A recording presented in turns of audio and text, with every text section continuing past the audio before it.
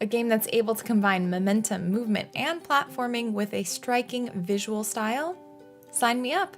That's what we're going to be taking a look at in today's first impressions video on The King's Bird. A quick note, this copy of the game was provided for free from the developer, so thank you to the team behind The King's Bird for providing this opportunity for me to cover your game. In The King's Bird, you're a young woman who's been caged by a controlling king, unable to explore and fly to your heart's content. In fact, the whole world you live in seems to have all been caged in, but through a series of events early on in the game, you gain the ability to move beyond the confines of your home and explore the areas nearby, learning about what happened to result in such a confinement, and perhaps do something about it. Immediately, the visual style and the welcoming, happy soundtrack of this game will draw you in. Each area has its own color palette, and this leads to a world that is just plain enjoyable to look at. I'm always amazed at what can be conveyed with simple palette, shapes, and silhouettes. And a lot of why I kept pushing myself in this title was to continue to explore what was around the corner visually. The soundtrack is also quite calming and very positive sounding, and a wonderful surprise was the first time I found myself soaring, I actually heard my character starting to sing along.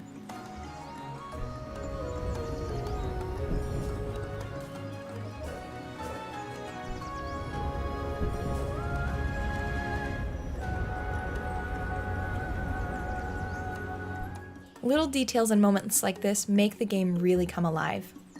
The movement of the character is really fun when you have the opportunity to spread your wings, so to speak, and I'll get to where I found a little frustration with that in a moment. But when the game is at its best, you'll use velocity and speed of your character's movement to soar through the levels.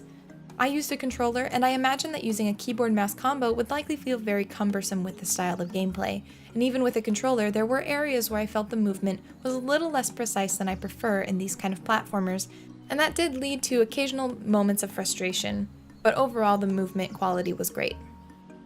What's especially nice and especially smart on the developer's part is that there are really only 3 movements used to get around, and combining and playing with their execution will take you to new heights. So you can jump, glide, and dash, and any other movement or combination of movements you do are really just derivatives and expansions of those 3.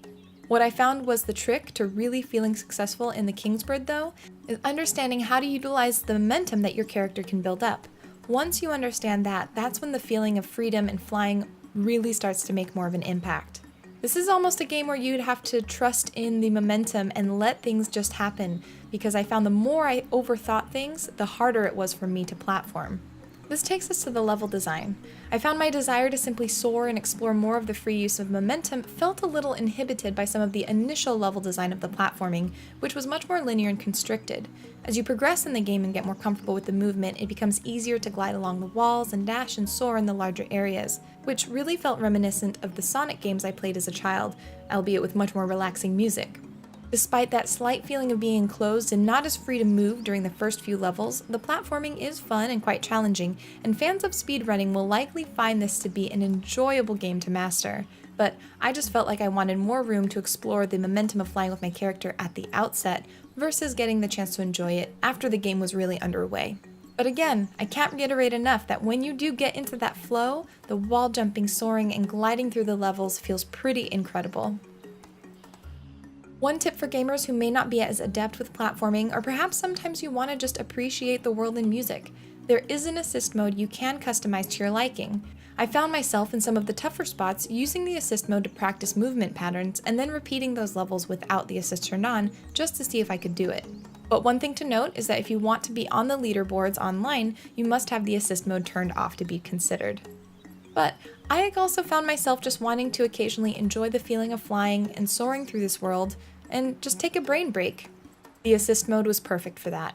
I'm currently about 50% of the way through the game. There are 4 kingdoms and I've gotten through the first 2, which are Forest and Lake, and so I have the Fallen Kingdom and the Sky Kingdom to look forward to. That is why I just wanted to reiterate that this is a first impression rather than a full review, because my experience at the game isn't 100% complete. But if these first 2 kingdoms and my first impressions are any indication, this will be a challenging but beautiful experience. I'm looking forward to see how the story concludes, even though the story isn't the star of the game. The gameplay absolutely is. And I'm pretty sure that even when I finish this game, I will be revisiting it just to get that feeling of flying every once in a while. Thank you for watching this first impression. If you enjoyed this video, please hit that like button. And if you'd like more indie game content, feel free to hit that subscribe button. And of course, ding that bell, because that is what allows you to get those notifications that videos have gone up. And if you'd like to join me, I stream on twitch.tv/Kimchica Monday through Thursday, usually at about 1 p.m. Pacific time. So feel free to come and hang out. I also focus on indie games there as well. And that's it. So I hope you are having a wonderful day, that you're finding lots of indie games to play, and I will see you next time.